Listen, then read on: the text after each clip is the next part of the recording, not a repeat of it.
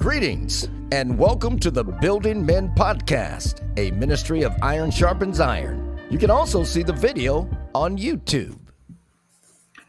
And this is Brian Duell with Iron Sharpens Iron. Glad you're with us. I'm today again with Rex and Thomas on our team, and another team member that we've been laboring with and doing men's conference like Iron Sharpens Iron for years is Scott Hyma. Scott is based out of Buffalo.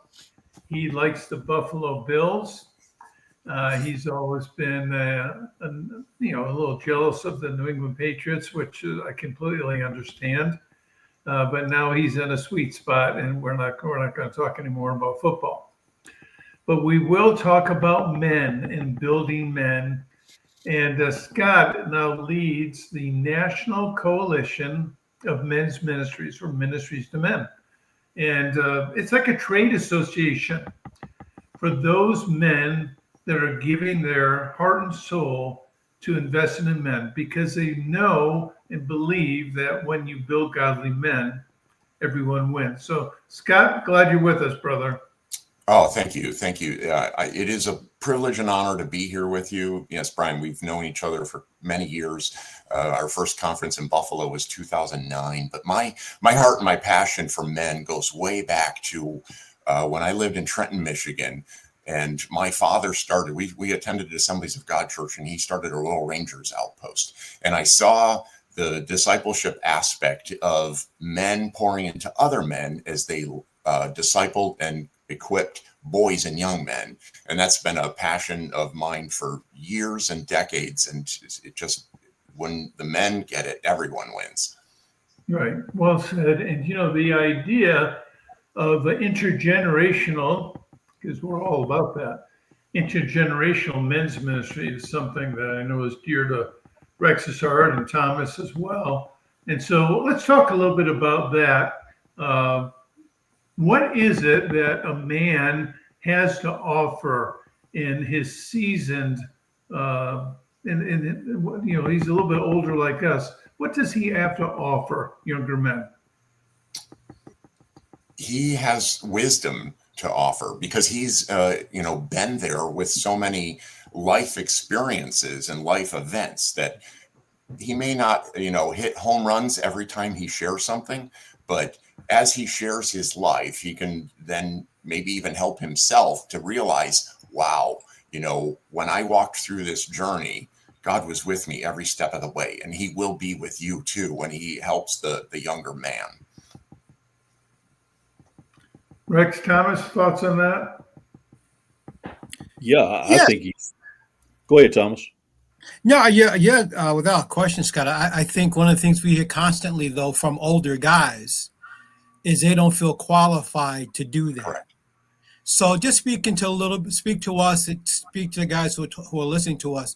Speak a little bit about how we kind of navigate guys through that and help them to understand their real value in being able to do that as a man.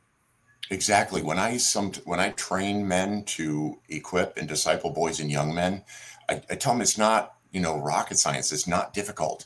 Just show up and get to know their name. The rest will fall into place. And when you're there with them on a consistent basis, you're already showing you care. John Maxwell has said, people don't care what you know until they know that you care.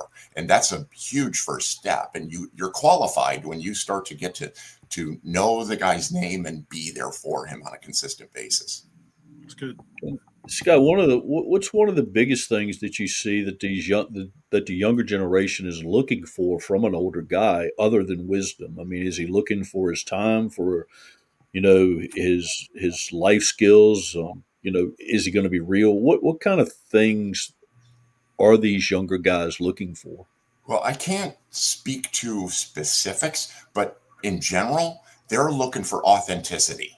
They want something real from you. They don't want to say like, okay, here was my perfect life. There were many examples that we each can give that we've done a lot of good things and made some impact.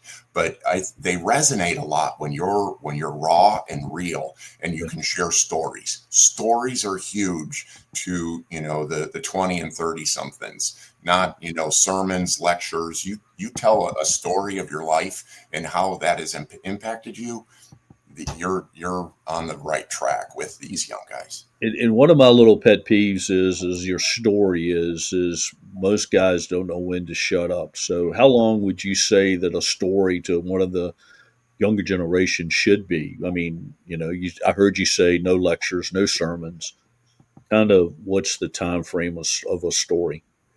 I would say 5 to 10 minutes, and make sure that your listening skills are just as good as your storytelling skills. You can engage somebody with a very compelling story, and you can go on for a while and they'll be there. But when it's time for them to speak, let them speak and listen.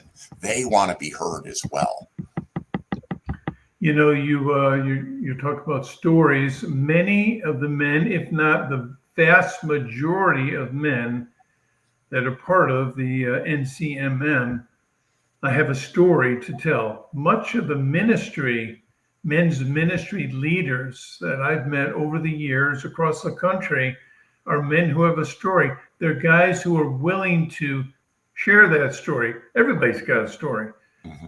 But are you willing to share that story, especially with guys who are up and coming? And so we've got something coming up in November in Kansas City called the National Conference on Ministry to Men. Training, you talk about training, talk about encouragement, talk about brother. Give us a glimpse of this conference and what men could expect. Well, men typically die in isolation, and there's pockets of ministry. Sometimes it's the only guy that is laboring for his ministry, and whether he's in it full-time vocational or bivocational, he needs some encouragement. The mission statement for NCMM is transforming ministries to men through resources, collaboration, and brotherhood. And gathering together in Kansas City, all three of those are very evident, especially the brotherhood aspect. And the first part of it, Thursday night through Friday evening, will be for those leaders that are in bivocational or vocational ministry. But then on Saturday morning, we're going to invite pastors and men's ministry leaders from the Kansas City area and beyond. And then we've got 15 outstanding speakers on topics relevant to ministry leaders. Okay, so for the guys who are listening who aren't in Kansas City, but are involved in ministry to men, what can they expect Thursday, the November 13th, and Friday, the 14th? Last year was, we were in the same place, and we had not met as an organization since 2019 in Dallas. We were, helping lead into the Promise Keepers return to stadium events in Dallas. We all know what happened in 2020. And so there, for various reasons, we weren't back together. And there was a fairly new NCMM member, and dinner on Thursday night was going to be our first official gathering. So guys were there coming in the afternoon and registering. Before dinner started, this guy, Joe, came up to me and said, "I've already gotten my value out of this." The conversations he had before the event even started were so rich, so valuable, so encouraging to him. That's a lot of what you can expect. And there are so many leaders out there that you talked about. What can an older man have to offer? Listen to his stories, his wisdom and experience. There are going to be guys there like Chuck Stecker who have been through it and from the beginning, and so many others like that, that you just listen to and share their story. You said something is really cool is if you really want a place to where you can really come and sit down with men's ministry guys from all over the country, this is a place to go, because you can just sit down and pick their brains. There's no green rooms. There's no nothing for anybody to go hide in, and this is just if you're looking for value in men's ministry, this is a great place to go. Yeah, I know Brian. He's on the board, and he said this many times. There is no other conference like this out there. There are many conferences, and I'm affiliated with many of them, such as Iron Sharpens Iron and others. That is for the man in his home, in his community, his workplace. But this is for the men's leader. This is for those in ministry laboring, and we joke around, but it's true. Ministry to men is typically always uphill, and so you need that encouragement, you need that brotherhood, and of course you need resources. I'd like to add one other thing too, Scott. Is a great place for pastors. There's no men's ministry courses in seminaries or anything for pastors. So if you're a pastor struggling with men's ministry or something like that, what a better place to come and just sit, Oh yeah, you can come rub elbows with the likes of David Murrow, who wrote Why Men Hate Going to Church, and he can help you, as you put it, defeminize your church, so to speak. That might be too strong of a word, in some realm, and we don't want to offend the pastor, but we want to share with him. Yes, there's only, what's this, the average now, 31% of the church going on a Sunday morning is men. So it should be closer to 50%, and so that can definitely help a pastor. Yeah. We talk about stories today, and we're talking about ministry to men, talking about NCMM and the national conference.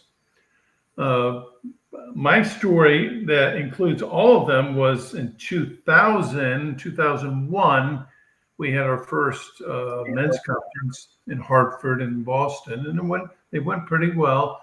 Later that fall of 2001, I went to the National Conference on Ministry to Men, pretty much what we're talking about here, a fall national conference. And it was there that I met guys who were just a step ahead of me, or they were stepping with me, but they had experience and expertise in ministry to men. They were from different parts of the country, but they had their niche area that they were called by God to share with others, but they just needed a platform. So I invited some of these guys. I said, would you come to Connecticut? And of course they go, Connecticut, where's that again? Well, it's in the Northeast. And so they would find their way to Connecticut, and they came. And the conference, the Iron Sharpens Iron Conference, took a twist that second year, because we went from having wonderful, godly pastors leading seminars who were frankly just a little bit out of their element, to guys like Thomas and Rex and you, Scott, who were right in their element because they had a life message, they had a clear calling, they were laymen, they would speak from their heart, not just from their head, and they would open up their life and invite men to follow Christ as they were following him. And it became a training experience, an equipping conference. Now, why did that happen? It happened because I got in an airplane and I went to wherever it was, Indianapolis or someplace, and I went to the National Conference on Ministry to Men. I was by myself in a small rented office in Hartford, Connecticut. And when I say I was by myself, it was me, myself, and I. And I was trying to figure this thing out so that I could execute the calling on my life, provide for my family, and build friendships, really. So this conference has got huge potential to change a leader's life. Any thoughts on that? I do, because I picked up on the point, provide for my family. Many times when you're in vocational ministry, the attacks are going to be, I don't know, spiritual warfare is so prevalent, and we don't recognize it enough at times. And the enemy wants to take us out, and he wants us to quit. And so, that part of being a man is being a provider. And so being able to go to a conference like this, you can hear the stories of others. We had stories of guys who they needed, I forget the exact amount. It was like 2,000, and they prayed and they were encouraged by others, and they went out to the mailbox and the exact amount they needed was there. And so they, not only the stories, but if you've got issues and things going on in your nonprofit ministry, there is somebody else who has gone through it, who can help you, can help resource you, encourage you through it to stay the course and be strong and finish well.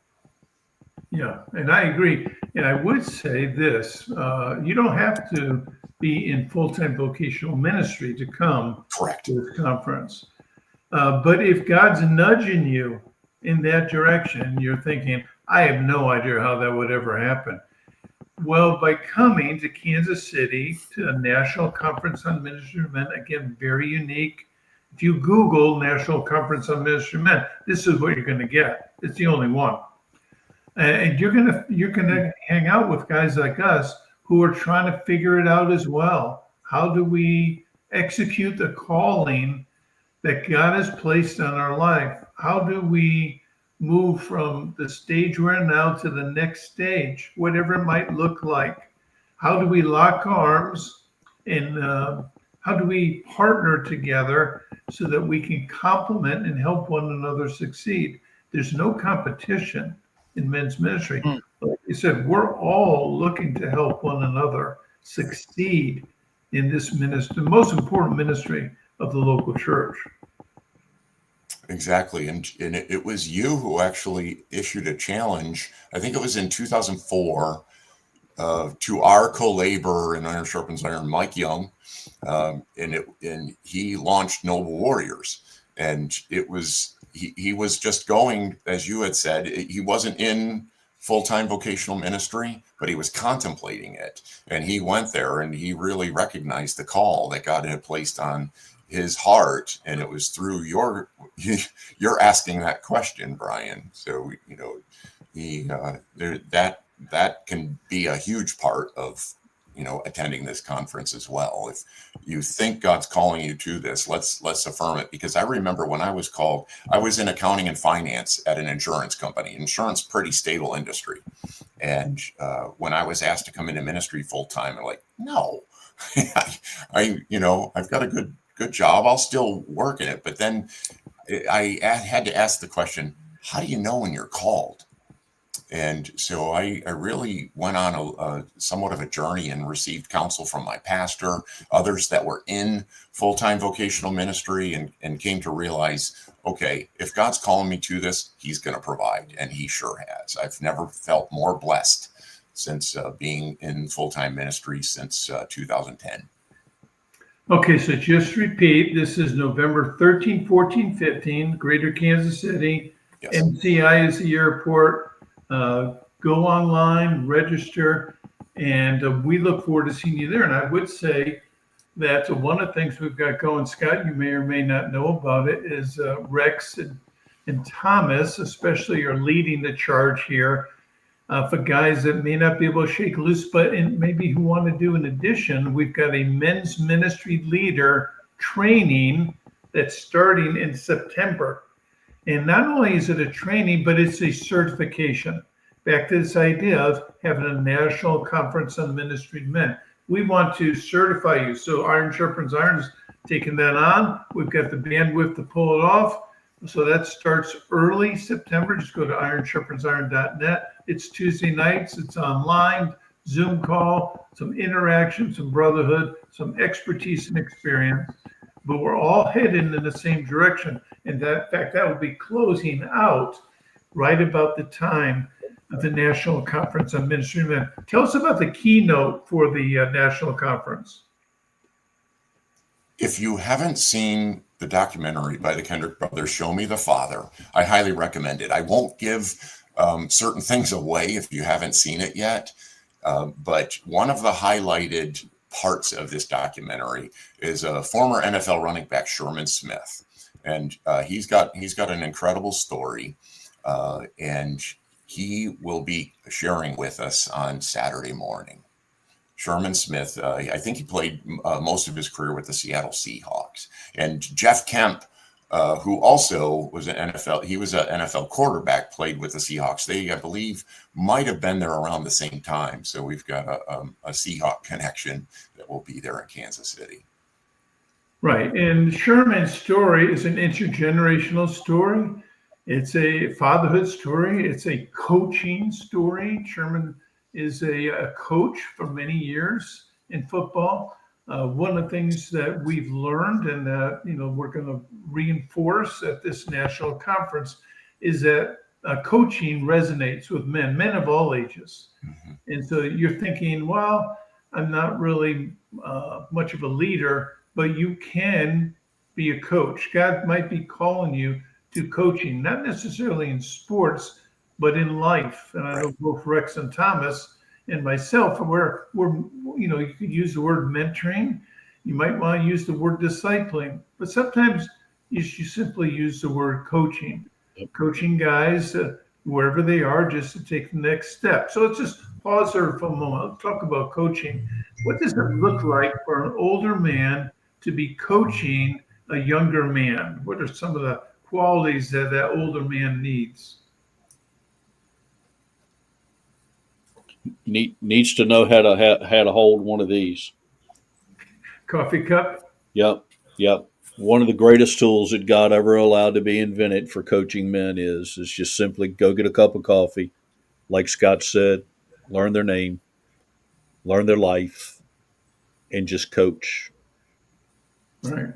I agree. I think too many times guys will think that they can't get into that because they just don't have the knowledge. And when you can share what is your passion, even just like a hobby, bring a young man along with you to show them how to change oil on a car. Some guys, graduate high school and don't even know how to change a tire. There's so many different aspects to life that guys can just coach and show them how to do, whether it, fishing, golfing, woodworkings, the list is endless. What drives you and your interest areas in life? Bring along a young man with you in that. Learn how to ask good questions. Okay. And learn how to listen, and learn how to properly respond. Mm-hmm. You do those three things pretty well in our space. I think we do a real good job of coaching if we kind of follow that process. Absolutely. Yep. Mm-hmm. Yeah, I think about coaching younger men and coming alongside them. I've invited guys in men's ministry, because this is really what we're talking about, men's ministry coaching. And guys will look at me and they'll go, Brian, if you knew more about me, you may not want to be inviting me to do this. And I go, oh, yes, I would. Because why does the younger man need to make the same mistakes we've all made? We've all made a variety of mistakes. Just raise my hand. Silly things, dumb things, stupid things, hard-headed things. Angst. There's just an angst in my spirit when I think about some of the things I've done that I wish someone had said, that's one option. Have you considered this? Just say something. Give me a little guidance, counsel, because you don't know what you don't know. And share from your life. Say, I tried what you're trying now, and here's how it worked out for me. One of the biggest lessons to teach a younger guy is, we talked about this earlier, is every man is one decision away from an entirely different life. Make sure your decisions are good. And so. Well, again, back to this idea of the podcast is the same idea of Iron Sharpens Iron, same idea of the National Conference on Ministry of Men. It's about building men, but not for the sake of just the men. And I think a lot of times men's ministry, we look at men as constituents, as individuals, as that part of our local church that's just a little bit harder to reach, a little bit more challenging to engage. Yet, but if we step back, and that's why I like to encourage everyone who's listening today, step back and view the church, view the community through the lens of men, what would happen if men were fully engaged Christ followers operating under the lordship of Christ? It would just be about them. It would be about their marriages, their children, their grandchildren, their local churches, their community. So there's a reason that this is difficult. It's like Scott said, it's a spiritual warfare. So again, back to November 13 to 15, if you want to test the waters, maybe that's where you're at, then come and join us in Kansas City. Email any of us. Reach out to us. We'll give you our story as well. But let me pray, Lord. I pray for the men that are listening to us and engaging with us, that they would just take that step of faith, the kind of thing I took in the fall of 2001, to begin to get connected with other men with like spirit who have a similar calling on their life. And I pray for that brotherhood of laborers, that you would continue to grow it and deepen it. Thanks that we can be part of that. Thanks for the privilege of brotherhood that's centered in a new and right relationship with Jesus Christ. I pray for new ministries of men to emerge out of this conference that would serve the local church and help the local church become a place where men are equipped for the calling on their life. In Jesus' name, amen. Amen. Thank you. All right, guys. Look forward to seeing you in November. Thank you.